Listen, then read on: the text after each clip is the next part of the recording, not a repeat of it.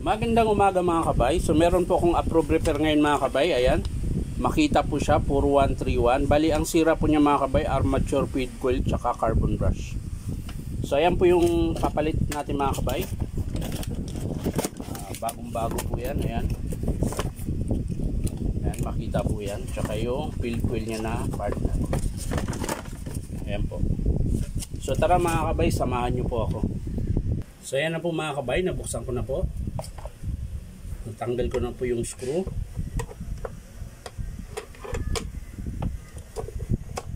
Ayan, tatanggalin ko na yung armature mga kabay.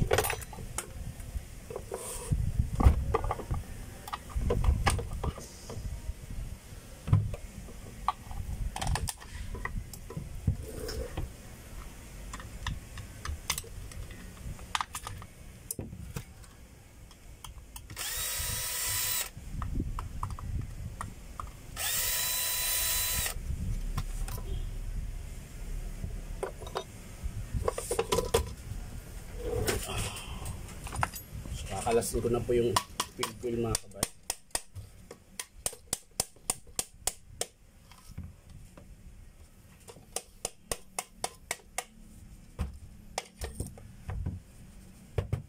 So yan, kalas na mga kabay.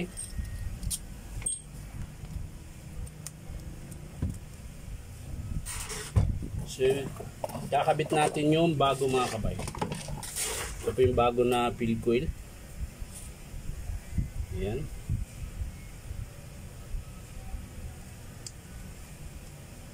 Tapos balik natin sa housing mga kabay.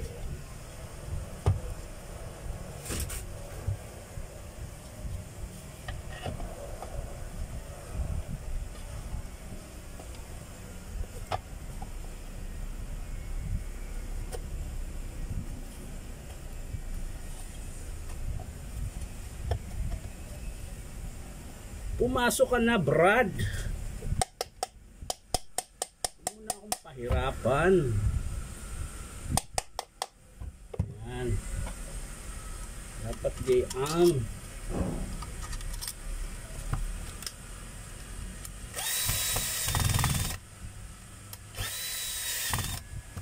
So yan mga kabay, okay na.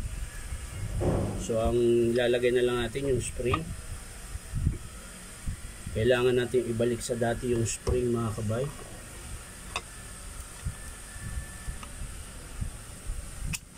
Ayan. Madali lang na maikabit mga kabay. Ayan, ayos na. Ayan. So, balik natin yung baffle mga kabay. Ito yung baffle niya.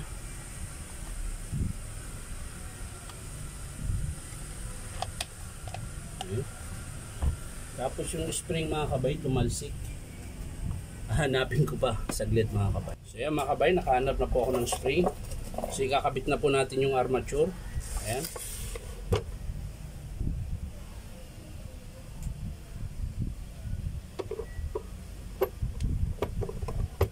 Ayun. So bagong bago na po yung armature mga kabay. Tapos feed coil. Ayan. Ayun, pasok na mga kabay. So iikotin natin kung malambot. Ayun, ayos mga kabay. Screw na natin.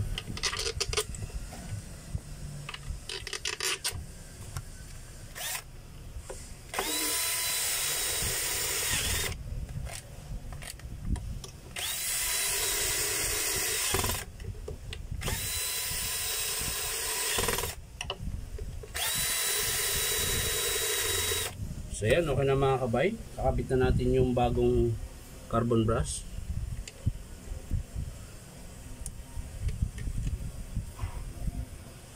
So yan mga kabay, nakabit ko na po yung carbon. So yung takip kailangan ang i-screwan natin. Yan. Tapos ipitan natin ulit ito. Dahil kulang po sa lupit. Yan.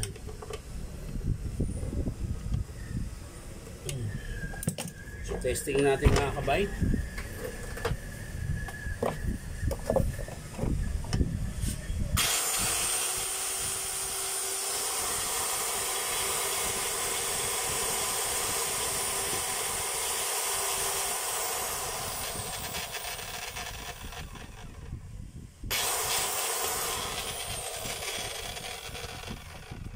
So okay na mga kabay. Bali ulitin ko lang. Ito lang po ang pinalitan natin. Armature, field coil. Ayan po yung field coil niya mga kabay. Tapos carbon brush. Ayan.